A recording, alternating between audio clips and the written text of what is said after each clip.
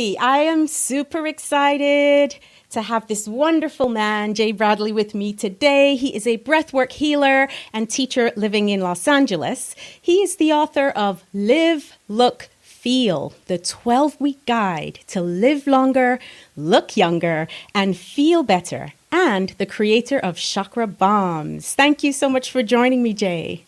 Hi, Simone. I'm so happy to be here. Thank you for having me. Oh, my pleasure, my pleasure. I'm so excited about this. Your book, Live, Look, Feel, and talking about looking younger. You look incredibly young. I happen to know that you're older than me, and you look younger than me, I think. So you're doing really well.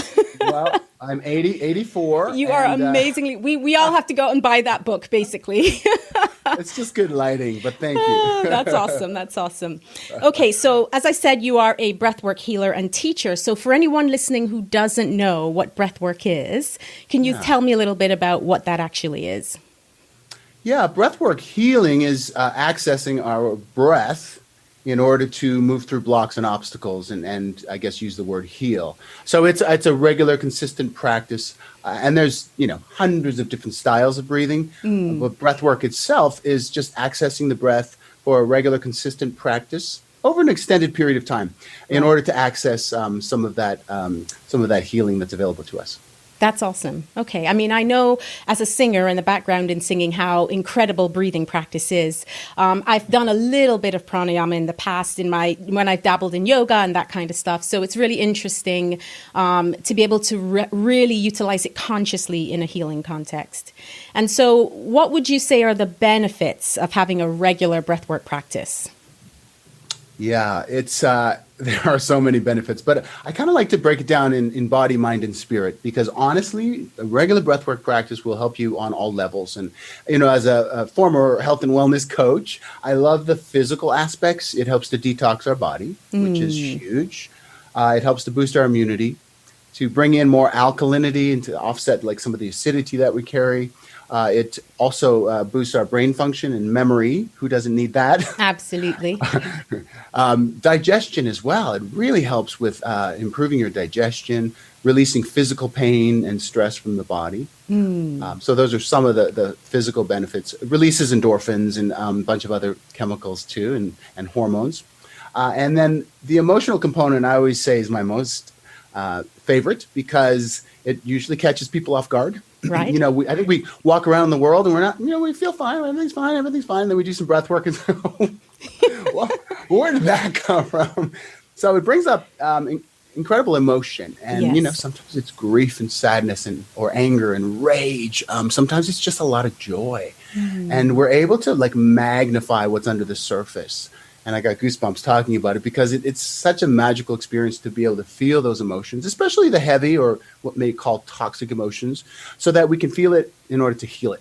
We need to recognize it. And then spiritually, we have 7 main energy points in our body, chakras, right?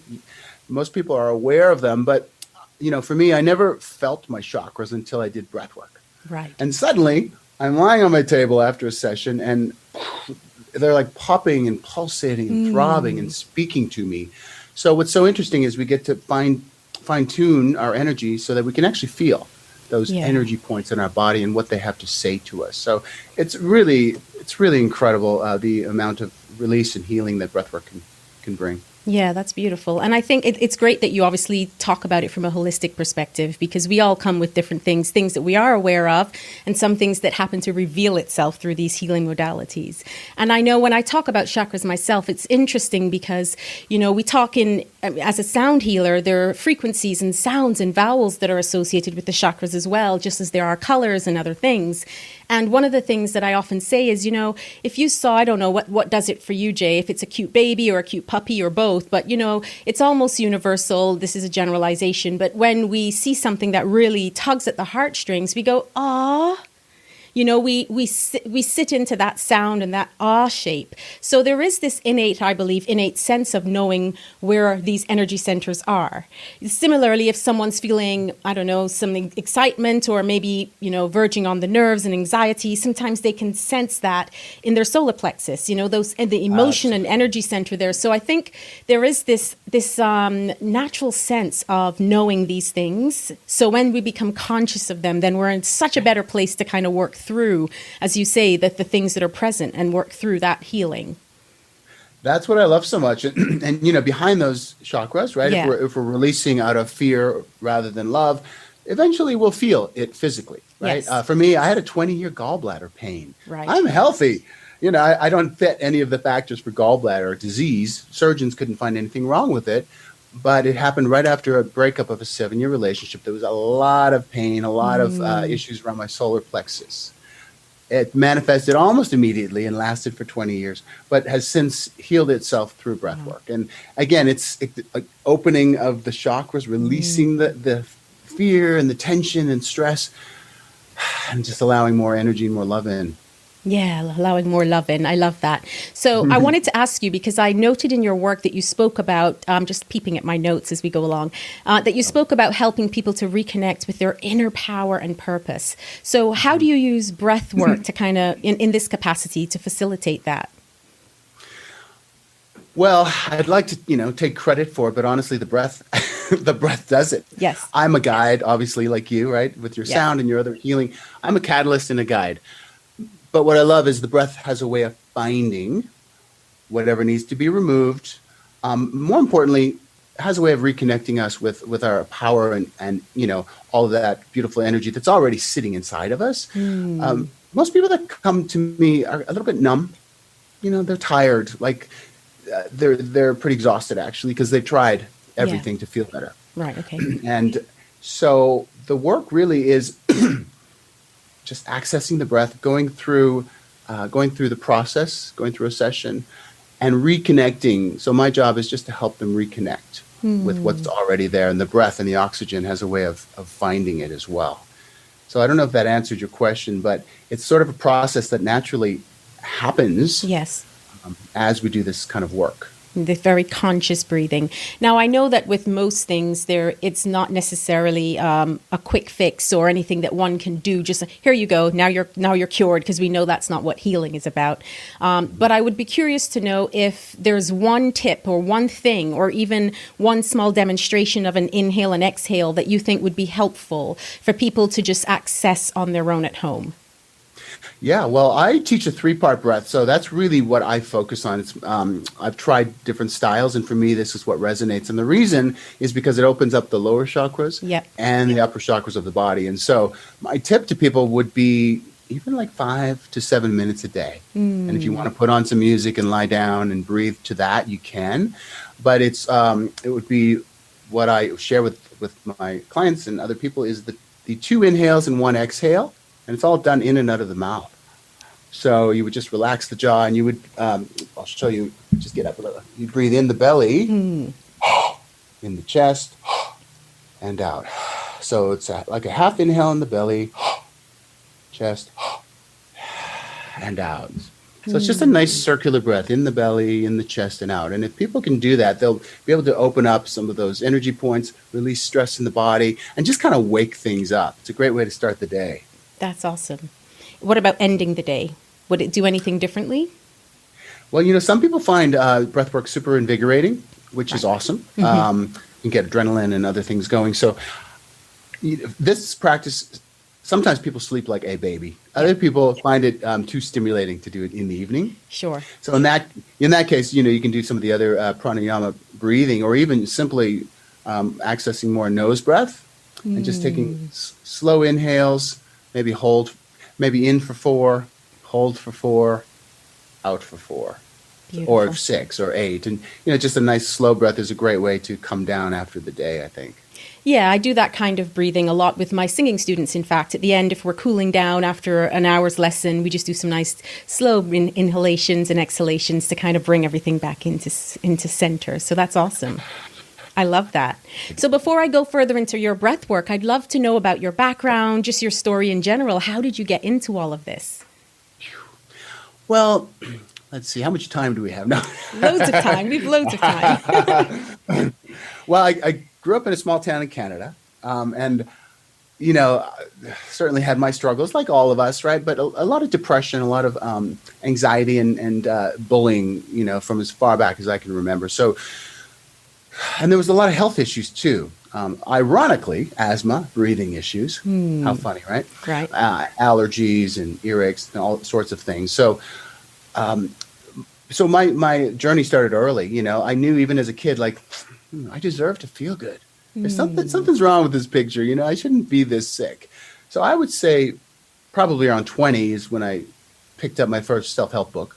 My aunts, interestingly enough, were already doing some hands-on healing.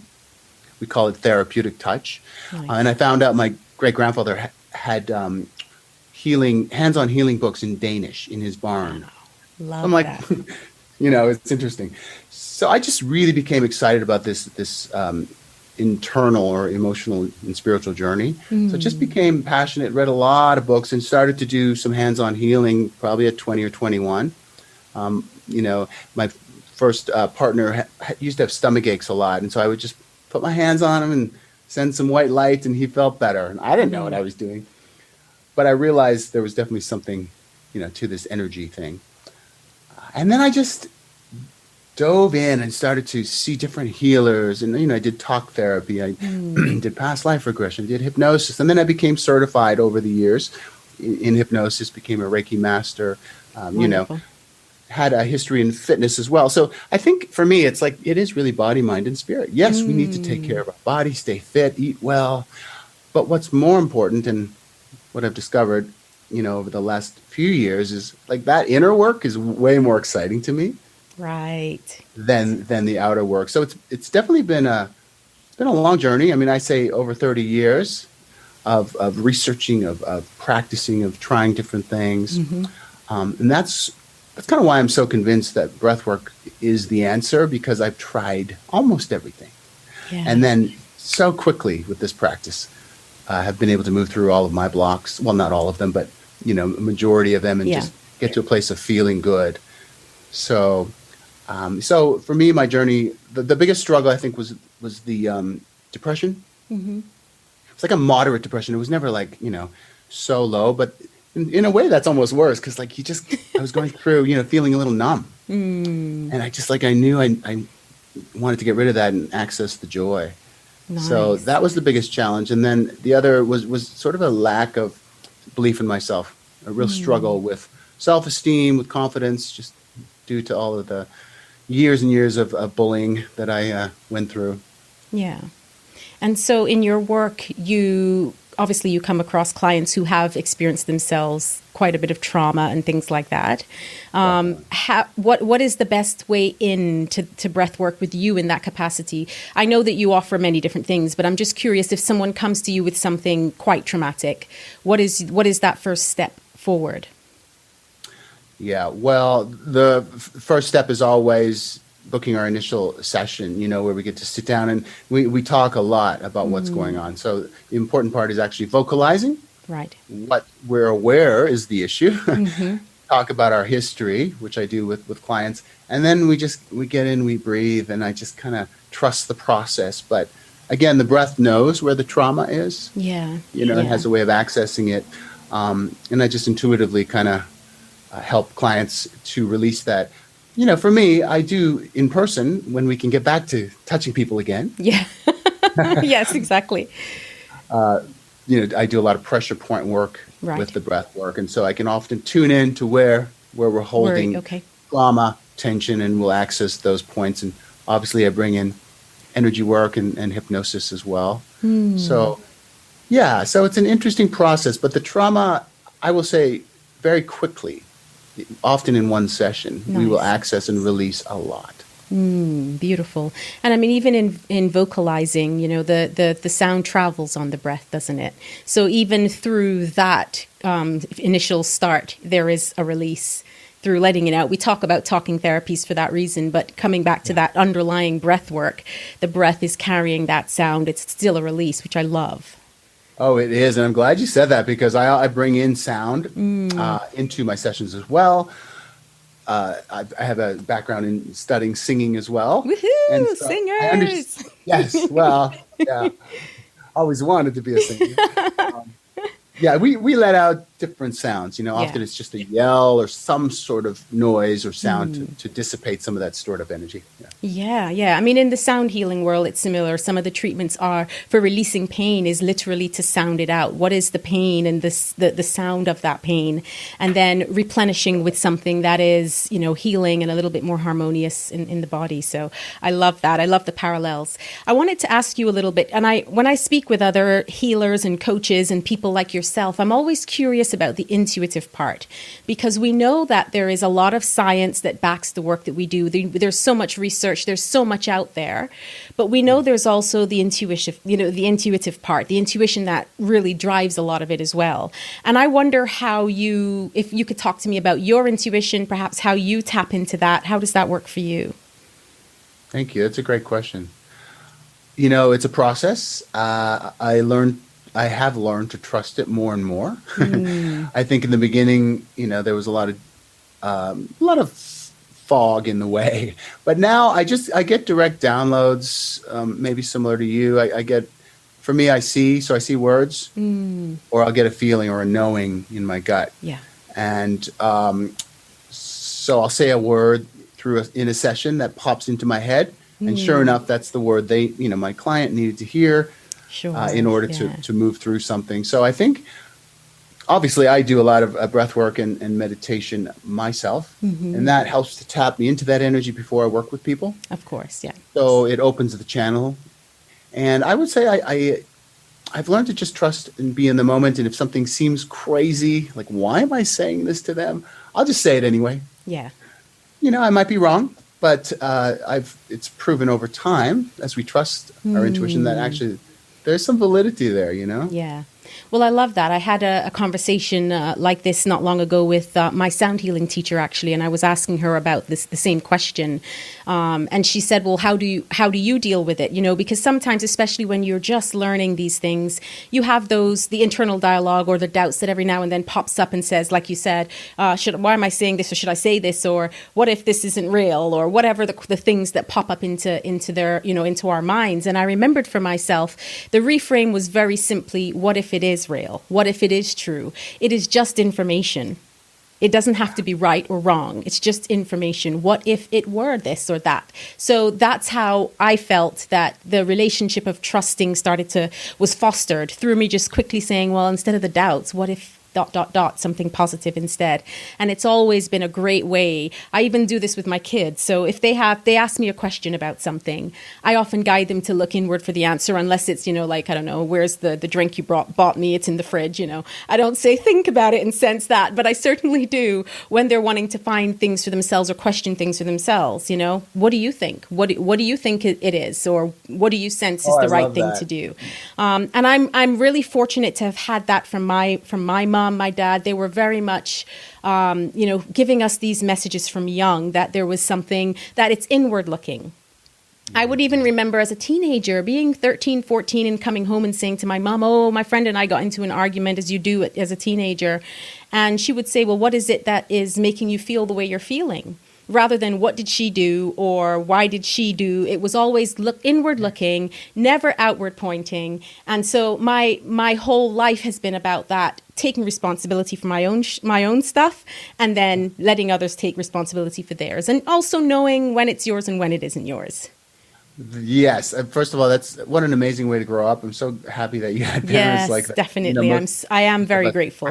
Yeah, no, that's beautiful. And yeah, like you said, when is it yours and when is it not? Yes. I think that's, I know for me and probably other kids who had grown up, we pick up on energy and sure, we get messed up and we're not really taught how to separate it. I think that's probably what happened to me. I was picking up on a lot of energy at school, and I think it just really caused me to get this heaviness. I had been taught maybe a way to clear it or a way not to take it on.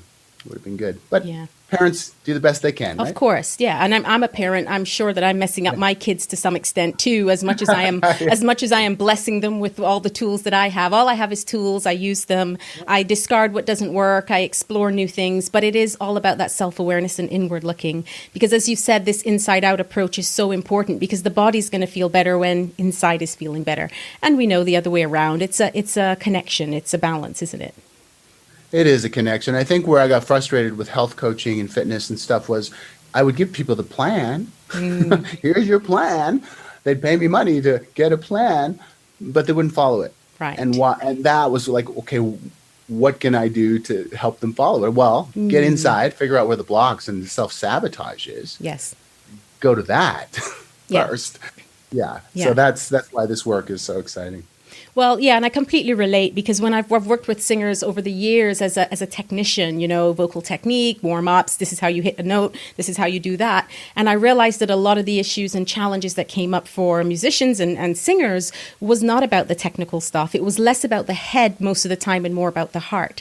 And so when I did my research years ago around my master's, I realized, well, in performance, especially in the sports arena, we have a tennis coach telling you how to hit a forehand and a backhand, but also telling you how to think like a winner, how your mindset, how to, outthink your opponent, the stamina piece. And I thought as musicians, we're rarely taught this. We're taught all the, we know how to get our fingers on that instrument, or we know how to get our voices out.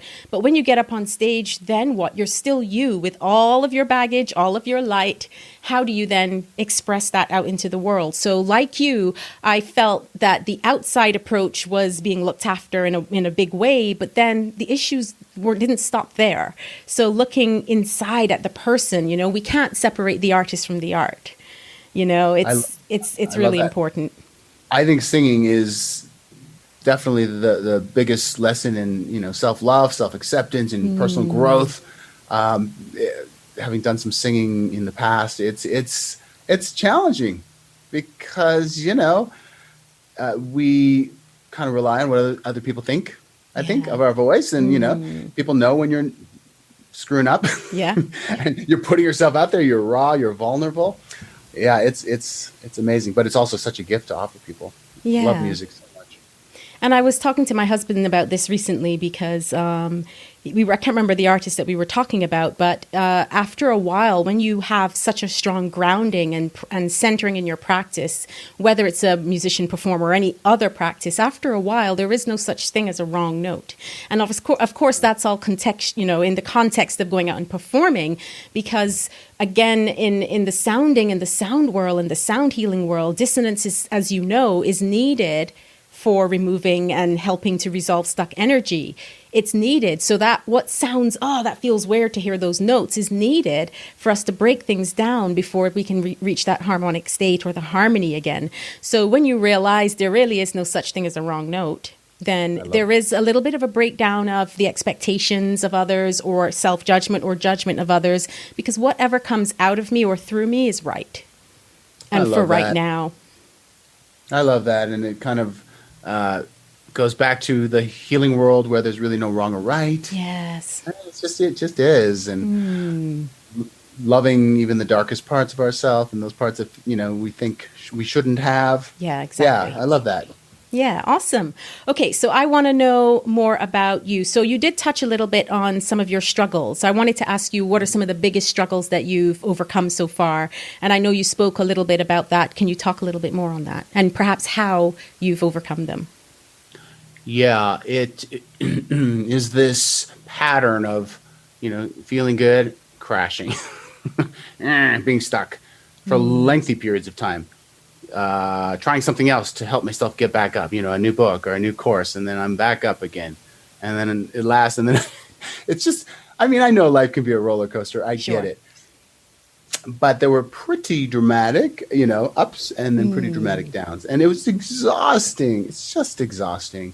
And I think it was the fatigue and the exhaustion towards life. And I was talking to my coach the other day, and the words came out, who am I trying to help? People who are trying to be happy. And it's like, how ironic. We're trying, right? Yes. We're trying to be happy. We're trying to heal. We're trying. It's so much work. Yeah. So I think, if anything, life has just felt like a lot of work. There was not a lot of joy. And that's not a fun way to live. No. You know?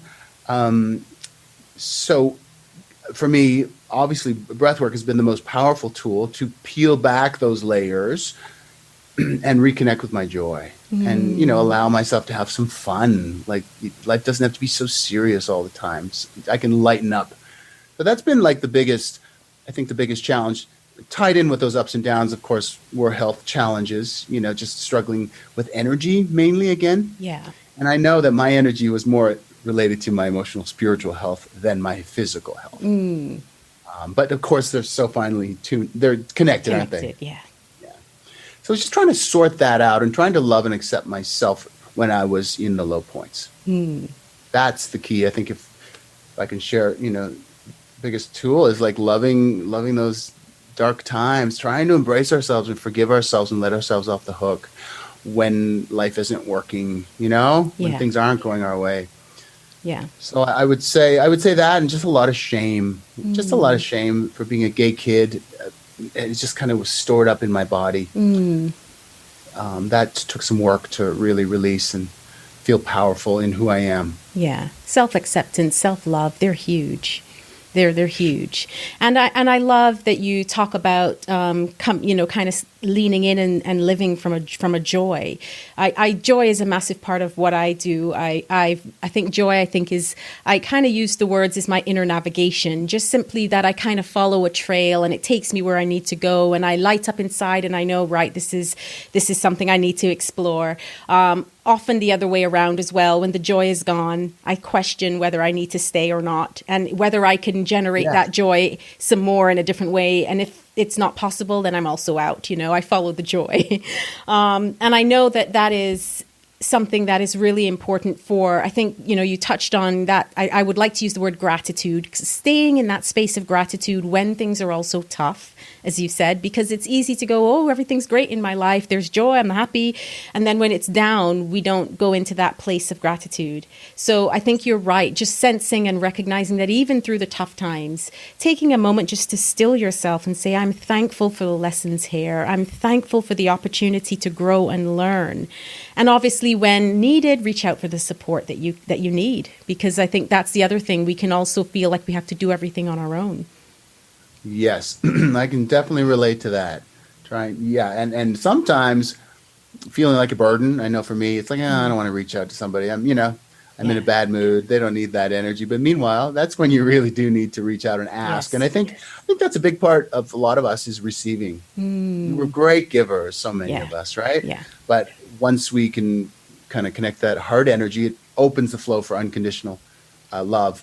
Giving and receiving. Yeah, I have to say that's something that I had to learn to do. I had to practice receiving more. Very, very much in my element, being the caregiver, the giver, the give, and realizing, of course, that give and receive are the same coin. And if you want the flow of energy and you want everything to flow in a beautiful way, then you need to have both pieces. And so, I started I actually did a practice of giving and receiving very consciously in my morning and being filled with gratitude. So I say yes to help a lot more than I ever used to. And I'm so glad that I did and that I do. It's changed my life to say yes more to those things anyway. That's beautiful. And it takes awareness, and it sometimes takes a little work, right? A little effort to be conscious. Okay, got to say yes, got to say thank you instead of brushing off compliments and stuff. Definitely. Okay, so when do you feel most in your light? We're talking about joy and all these wonderful things. When do you feel most in your light? When I feel on purpose, and what that means for me is helping people to feel inspired and to transform in some way. Like I love this. I feel like my two words for life are inspiration and transformation.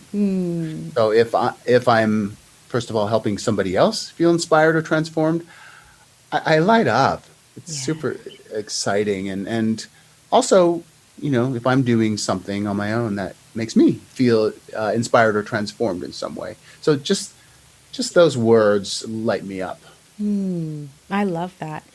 without obviously going into details about who, because I understand client and coach confidentiality, could you share a story or just something that you've experienced working with a client in that way, where there's that inspiration and transformation piece, that the stuff that really lights you up? Yeah, I mean, it happens with every class, with every session, because there's always some sort of amazing shift that happens, no matter what. And so, yeah, really, I see this shift, this transformation, and people feel inspired in every session. But who comes to mind is this gay man that I worked with for a number of sessions, and he was willing to do the work. He was willing to go there, but he said he'd spent 20 years or more trying to release some of the shame and some of the heaviness that he carried, and he was just so grateful and blown away by the power of this work, that it could so quickly help him to move through and to feel more empowered. So that's one great example. I mean, I just feel so lifted up when I'm able to channel that for him and be a catalyst for some of that change. That's beautiful. I love how connected you are to your values and the things that really matter to you, because I often in the work that I do, when people come to me feeling like they need some clarity, perhaps it could just be what's next in their lives or what they want to do in their work or something new in a relationship, often my first question is, well, what lights you up, or what matters to you, or what brings meaning to your life? And it's not surprising, unfortunately, the amount of people that don't know. Yes. And I spent a lot of my life there. Yeah. I spent a lot of my life there. And it's all the nice thing, and I believe it's all inside. Like it's all there waiting for us. So it's not like we have to create it even. It's not like we, have to force it. It's there. We just need to, I think, clear away some of the crap that's on top of it that makes us feel numb or makes us feel lost or disconnected. Yeah, that's beautiful. I love it. And so this is a question that I like to ask a lot of the healers that I work with. What is your definition of healing? Ooh, my definition of healing. My definition of healing is remembering who we are fully and completely, reconnecting with our light, doing whatever is necessary to reconnect with that inner light. It's already there. So the healing is just the stuff we do to, again, clear away the heaviness that's in the way. Yeah. Beautiful. I love that. And as a healer, what are some of the demands that I guess for you in the work that you do? Obviously, I know that you have your own self-practice of breathwork and meditation, but what are some of the demands and how do you look after yourself? Because a lot of people obviously come to you with their own traumas, their own things and challenges. And, we do our best to be a catalyst to help them through that. How do you look after you in that process? Yeah. Well, the wonderful thing, one of my good qualities is I'm very consistent, very disciplined, which is a wonderful, wonderful thing to have. So, I mean, my morning always starts off the same way. I get up and I've been journaling for 30 years every morning. You've got a few books. You've got a few books under your belt then. I got a few more books coming. Yeah. So for me, writing, expressing, getting centered, taking time to be quiet in the morning is essential. Yeah. And of course, exercise is a big part. I've worked out 5 to 6 days a week since I was 13, so many, many, many years. That is a huge part of how I take care of my body. And, I do my best to eat organic. I take tons of superfoods, raw organic superfood powders, and I get a lot of rest, I no problem sleeping 8.5 hours and a nap every day. And then, of course, my breathwork practice, when I first found it, I did it every day for months, and it was intense. Now it's about 2 days a week of an intense breathwork practice and then some periodic meditation in between. So wonderful. Yeah, it's a pretty full schedule, but put myself first in order to stay, to serve others. Yeah, absolutely.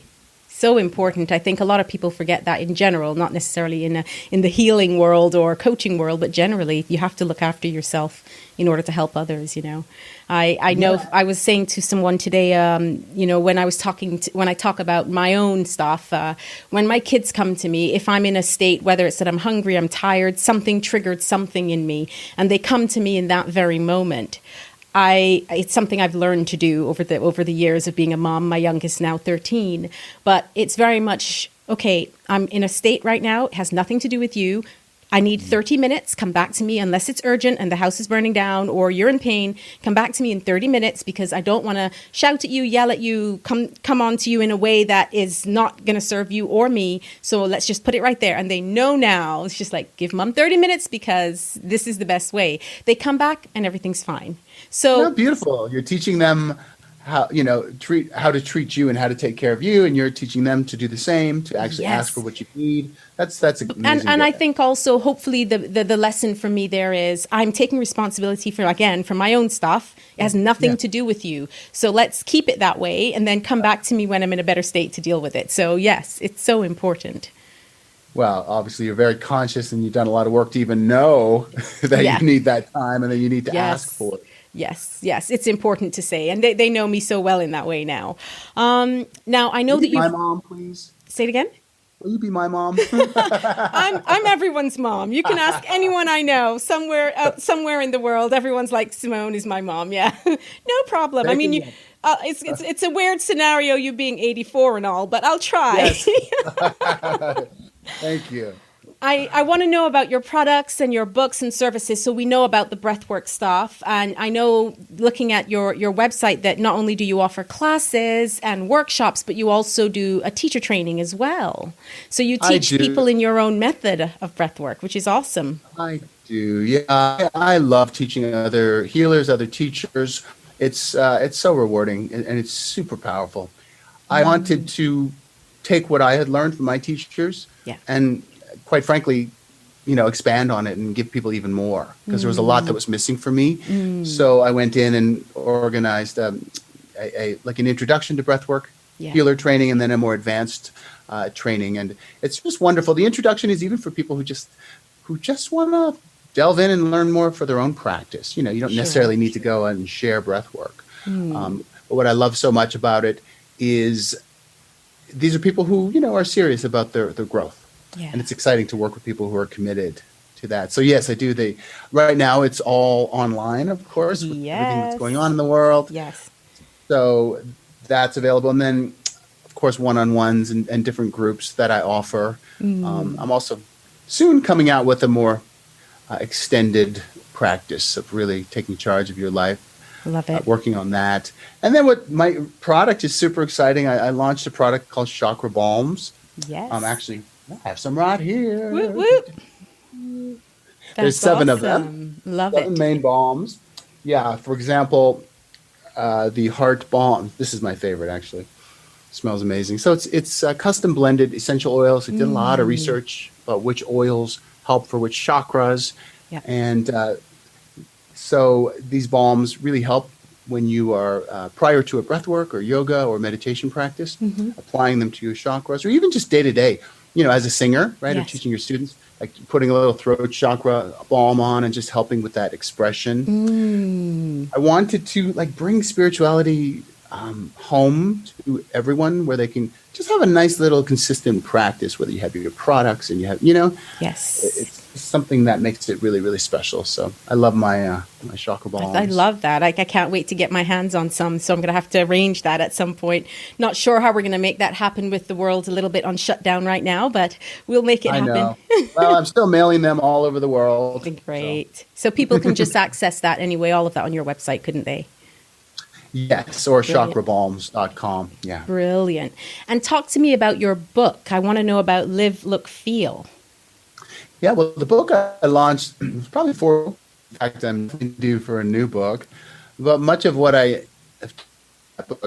stands true today. And it was really about taking charge of your body, your mind, and your spirit. So it's a 12-week guide. What I did, I wanted to make it more of a workbook where you can read, journal, take notes, reflect. So it's interactive. And it's all the things I wanted to know about how to take care of my physical body, but also how to take care of my emotions and my spiritual health too. Now, interestingly enough, I need to go back in and really put more emphasis on the breath work. Right. Yes, of course. I mean, we evolve though, don't we? Yeah. So there's always more growth, more happening, more to add. It's at least let's hope so.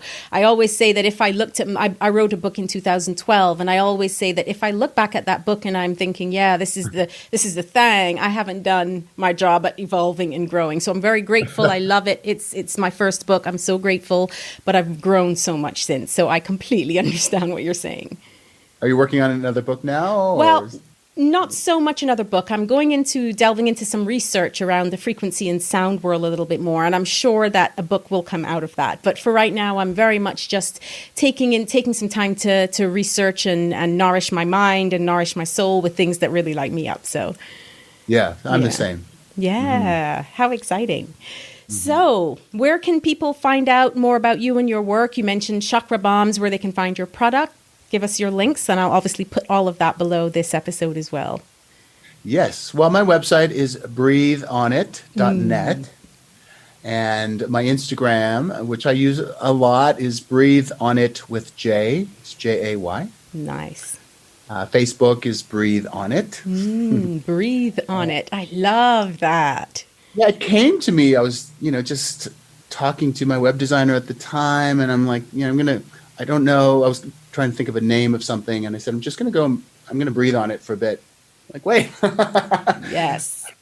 It's really good. Very good. I love that. I absolutely love it. What a great brand. And then me a little product pitch. You can see Chakra Balms. Yes. So it's chakrabalms.com for the balms, but they're also available on my Breathe On It site. This is awesome. Well, look, Jay, I am so excited that you joined me today. It's been a long time coming. Obviously, we've connected via social media and through our kindred friend, Will. And it's so lovely to meet you I say in person. It almost feels like it's in person. Well, your energy's present, so I'm going to say in person. We're meeting in person today. And for sharing your goodness. I really celebrate you and all that you are and all that you offer others through your breath work and all the wonderful things you're doing, to make your mark in this world and to make an impact and to help people to reconnect with that power that we were talking about before. I celebrate you, and I'm so excited to see how things continue to develop for you. Oh, thank you so much, Simone. You're doing beautiful work too, and I'm honored that you decided to have me on. Oh, my honor. Thank you so much. And my final question, because I always like to ask everyone this question, and what is your soulful sound to the world? So that's a self-prayer or desire that you wish upon the world. My wish is that people recognize the fact that they deserve to feel good, that it's all within us, and to keep moving forward, to keep trying, to keep working at things, to keep looking for modalities that can help them to access that inner light, because I know from personal experience that I've gone through the journey. I know what it's like, and I believe people can get there too. So continue to search, because what's waiting is just a really amazing place of ease, bliss, of joy, of trust and faith, and a lot of goodness. Yeah, that's so beautiful. And the more we can find that light and really tap into it, the more that can be the expression and the ripple out into the world. And we know that the world needs a lot of light right now. So continue to shine yours, my friend. Thank you so much for your time. Lots of love. Bye.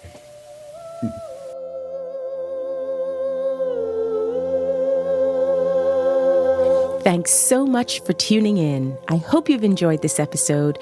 Please feel free to share it with your friends and remember to subscribe. From my heart to yours, sending you love, healing, and sound wherever you are.